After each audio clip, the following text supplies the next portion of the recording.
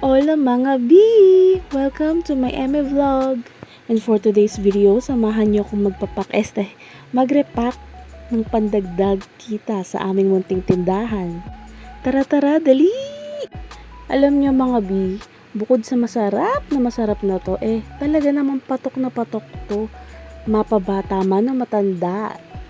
Kaya naman simulan na natin.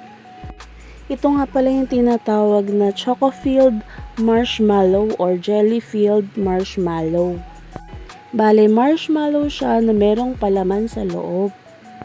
So, nabibili ko siya per bag, approximately siguro mga 1 kilo I guess.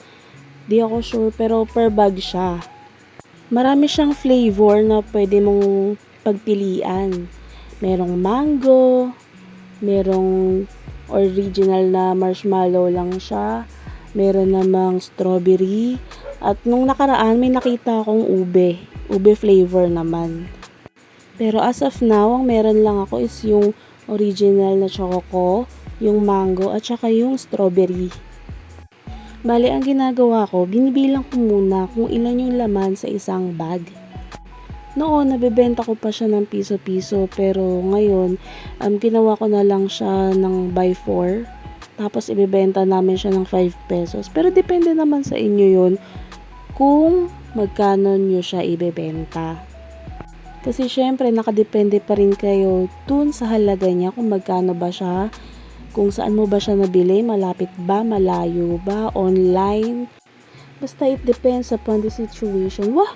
English! Sino ka dyan?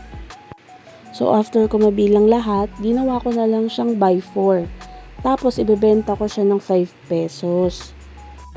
Yung plastic na gamit ko dito, hindi ko na alam kung anong size niya kasi matagal naman na kami may stock niyan, kaya ginamit ko na lang rin.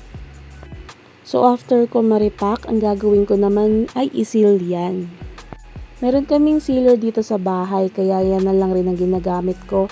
Pero, pwede naman na gumamit kayo nung kandila or pwede namang stapler ka. So, baka kasi mamaya mapasukan ng langgam. So, sayang lang. Mas convenient talaga pag sealer ang gamit. And magagamit mo talaga siya kahit sa iba mo pang paninda. Lalo na kung nagtitinda ka ng mga kutkutin at mahilig kang magrepack ng kung ano-ano like paminta, mga tawas, oksalik, ganon. So, pag nagsisealer, kailangan natin i-double check after nating malapatan ng init kasi minsan bumubuka yung plastic, hindi pala kumakagat yung init ng sealer kaya dapat dino-double check talaga natin yan. Mahirap na kasing mabutasan lalo na pag prone sa langgam, ipis, or daga yung mga paninda natin. Sayang lang, 'di ba? So, ayan, tapos na tayo sa mango choco-filled marshmallow natin. At syempre, di may iwasan na may sobra, kaya alam mo na kung kanino mapupunta yan. Hindi ko na nasamang ma-video lahat per flavor kasi isang proseso lang rin naman yan. So, ito na yung finished product natin. Meron din pala ako sa pouch, pero same lang naman din sila na 8 pieces, tapos 10 pesos kung ibebenta. So, all goods na ako dito sa choco-filled marshmallow ko. Yay! Happy selling! Thank you for watching! Follow for more!